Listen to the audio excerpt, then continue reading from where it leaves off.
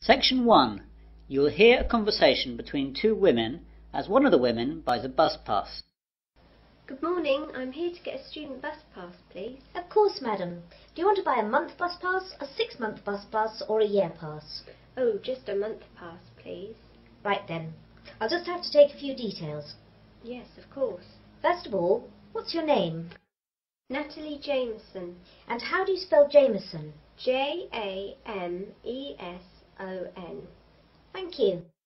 And what's your address? 45 Forest Avenue, Newlands, Adelaide. Is that Forest with 1 R or 2 R's? Just one. And what's the postcode, please? Oh, yes. It's 8490. Thanks. Now, what's your date of birth, if you don't mind me asking? Not at all. It's the 13th of May, 1982. I also need to know your telephone number here in Adelaide. OK. I just need to check that, as I only moved here last week. Now, where is it? Here we are. It's 6249 7152. Do you need a code or anything? Oh no, that's okay, thank you. Can I see your university card, please? Yes, here it is. Good, that's fine. Now, for which zone do you need a pass? Well, I'm not sure. I was hoping you'd be able to help me, as I don't really know my way around here yet. As you know, I live in Newlands, and I have to get to the university campus in the centre of town every day. Well, the university is in Zone 1, and Newlands has 2 zones. The side nearer to the town centre is Zone 5, but the far side is Zone 6. What road is it that you live in again? Forest Avenue. Let's see on this map. There it is. The nearest bus stop is in Zone 5. That's lucky. Zones 1 to 6 are $15 more expensive. Great. Make the pass out for zones 1 to 5 then, please. I've got some other questions too, if you don't mind. Sure, go ahead. Well, this weekend my friend and I aren't doing anything, so we thought we'd take a trip out of town and visit somewhere new. Does the bus service run any trips like that? Yes, we've got a selection of trips. I'll tell you about some of them. Thanks. Right. The first one goes up to Macdonald Nature Park. The bus leaves at 8 o'clock and takes about 2 hours to get there, and leaves for the return at 4:30 in the afternoon. Once there, you can walk around the nature trails. It's really nice, and the Macdonald River runs through there, and that's really beautiful, so take a camera with you. Then there's the Pearl Bay trip. The bus leaves at 9 a.m. and goes up the coast to Pearl Bay. How far is that? It's an hour away. Once there, you can walk along the cliffs up to Rocky Point, which has a famous view up the coast. Or you can just lie on the beach and swim. Don't forget to take your swimming gear and a towel. The water's pretty safe there, and there are always lifeguards. The bus arrives back in Adelaide at 5 p.m. That sounds nice. What else? Well, there's the Huron Gold Mine. It's just a half-day trip, leaving here at 9:30 a.m. and arriving back at 2 p.m. It only takes half an hour to get there, which is good. It's an old worked-out mine that has changed into a sort of museum. They have all the old equipment, and a guide takes you round some of the tunnels and shows you some of the techniques they used to use. You might even find some gold they missed. Yeah, I could do with that. It's pretty interesting, but the mines can be quite cold, so take a sweater. So how do those 3 sound? Quite interesting. I really like the idea of going up the coast and spending a day on the beach, but my friend Karen will like the idea of the nature park. I'd better wait and check out with her what she wants to do before booking. No problem at all. You just need to pop in sometime during the week and we'll make the booking. Thanks very much. You've been very helpful. No problem. See you later. Section 2. You will hear a radio presenter interviewing a man about the Sydney Harbour Bridge. Well, good morning again, everyone, and welcome to Perspective, the weekly New South Wales radio programme on subjects of general interest from our local area. Today I have in the studio Mr. George Simmons. Good morning, George. Good morning, Anne. So what are you going to talk to us about today, George? Well, for people from New South Wales, and particularly Sydney, this will be of great interest, I hope. I'm going to tell you a little about Sydney Harbour Bridge. Wow, that'd be so interesting. I think so. To start with, I'd like to tell you a little about the size of the bridge. The arch span is 503 metres, and the weight of the steel arch is 39,000 tonnes. The summit is 134 metres above mean sea level, though it can actually increase by as much as 18 centimetres on hot days, as the result of steel expanding in heat. The 2 pairs of pylons at each end are about 89 metres high, and are made of concrete and granite. The steel used for the bridge was largely imported. About 79% came from the United Kingdom, but the rest was Australian made. The granite was quarried in Moruya down the coast, and the concrete is also Australian.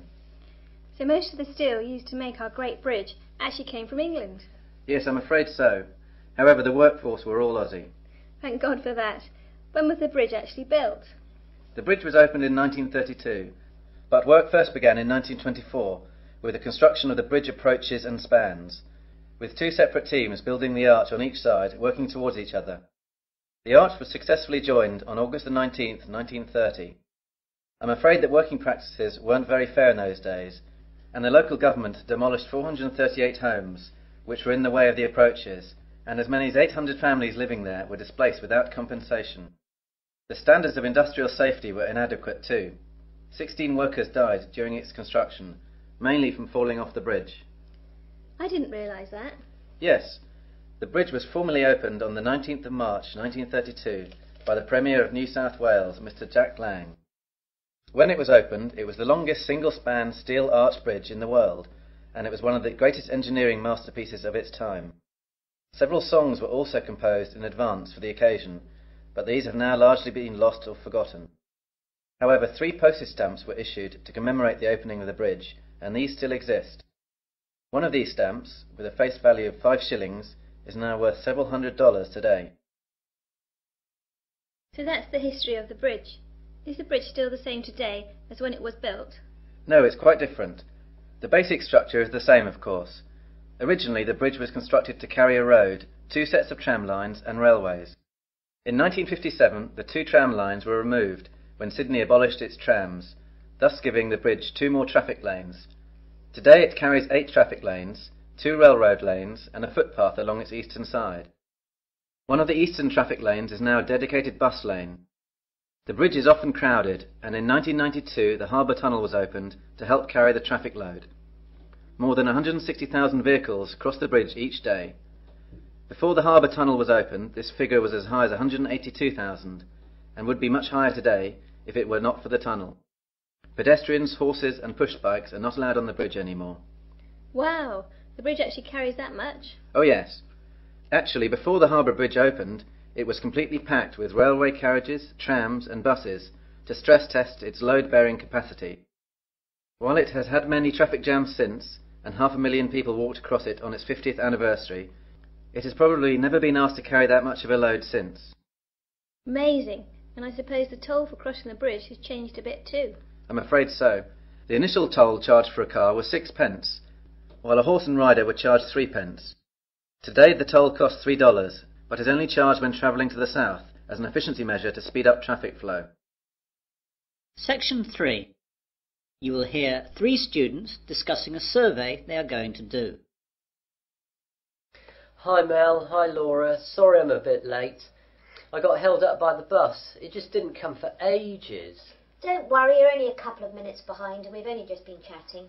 Right then, we're here to organise the survey that we're going to do. Mel, you said that you discussed with Professor Donald Walker what type of survey we were going to do. Yes, I spoke to Professor Walker 2 days ago, and I told him that the surveys we were considering were a telephone survey, a street survey and a mail survey.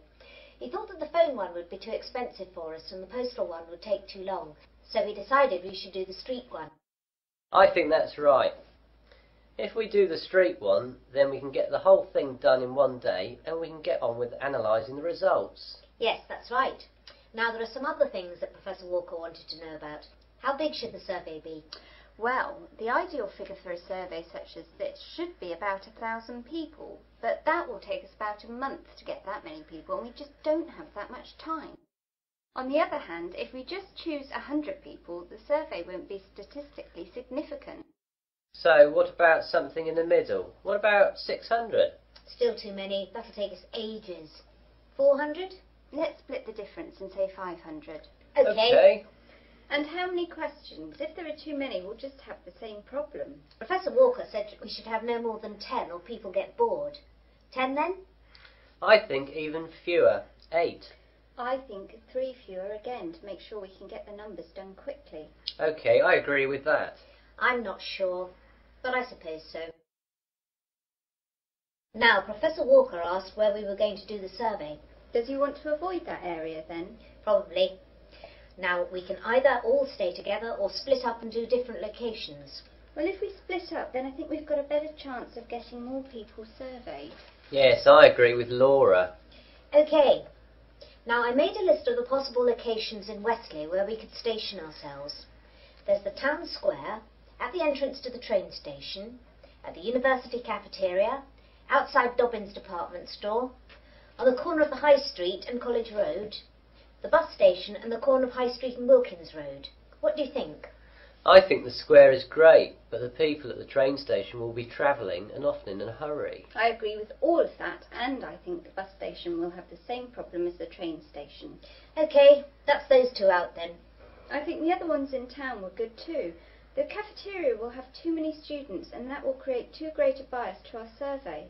We need a good cross-section of the population, and anywhere too close to the university won't give us that. Laura's right. So, out of the other town ones, I think that the two on the High Street corners are good. I don't agree. The High Street corner with College Road would be good, but the corner with Wilkins Road is too far out. Not enough people will come by there. Yes, Mel's right there. We should use Dobbins department store instead. I can see your point. OK, that's settled then. All three of us will be stationed in town then, but not the Wilkins Road position. Section 4. You will hear part of a further education marine biology lecture.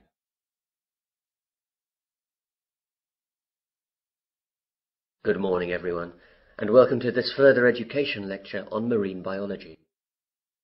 Today we're going to look at the coelacanth. The discovery of the coelacanth has been compared to finding a dinosaur walking around today, over 85 million years after it went extinct. The story began a few days before Christmas in 1938, when the first living coelacanth was discovered off the east coast of South Africa, at the mouth of the Chalumna River.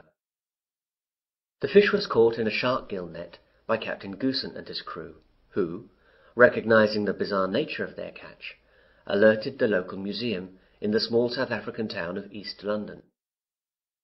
The director of the East London Museum at the time was Miss Marjorie Courtney Latimer, after whom the coelacanth was eventually named. Miss Courtney Latimer offered bounties to fishermen for unfamiliar fish. It was Miss Courtney Latimer who alerted the prominent South African ichthyologist Dr. J.L.B. Smith, who initially identified the fish, and subsequently informed the world about this amazing discovery.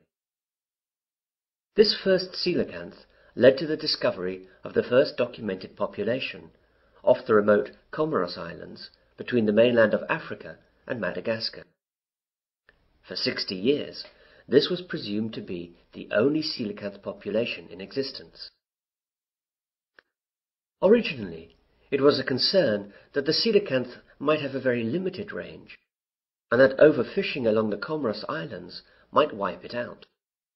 However, scientists were amazed when, on July the 30th, 1998, an American scientist discovered a coelacanth population in Indonesia.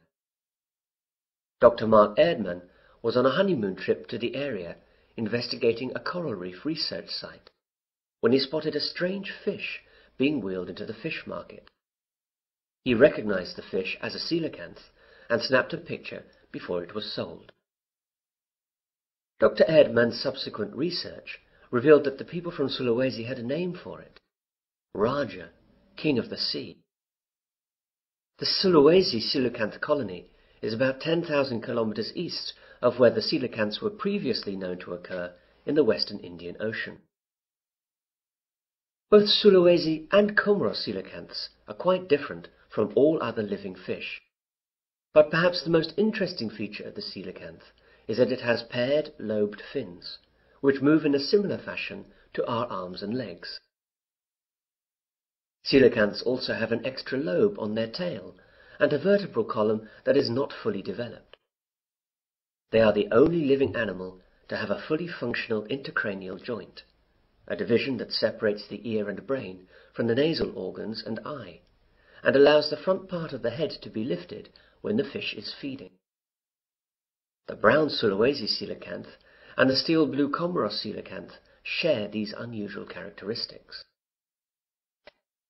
The discovery of the coelacanth in 1938 is still considered to be the zoological find of the century. This living fossil comes from a lineage of fish that was thought to have been extinct since the time of the dinosaurs.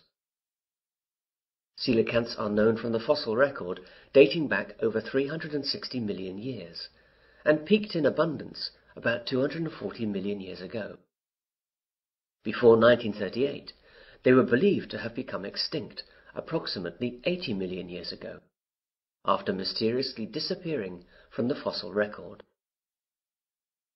How could the coelacanth disappear for over 80 million years, and then turn up alive and well in the 20th century? The answer seems to be that fossil coelacanths appeared to live in environments with clay sedimentation with plenty of volcanic activity. Modern coelacanths, both in the Comoros and Sulawesi, inhabit caves and overhangs in vertical marine reefs at about 200 meters, environments not conducive to fossil creation. In 1991, scientists got a better understanding of the fish when the Comoros got their independence from France, and French restrictions on research were lifted. This allowed scientists to study the fish off the Comoros Islands. As the animal hides in underwater caves some 300 to 700 feet down during the day, and comes out at night to feed, diving is not an option, and previously only fishermen's specimens had been available for study. But this time the scientists had their own submarine, so they could study the coelacanth in its natural habitat through portholes.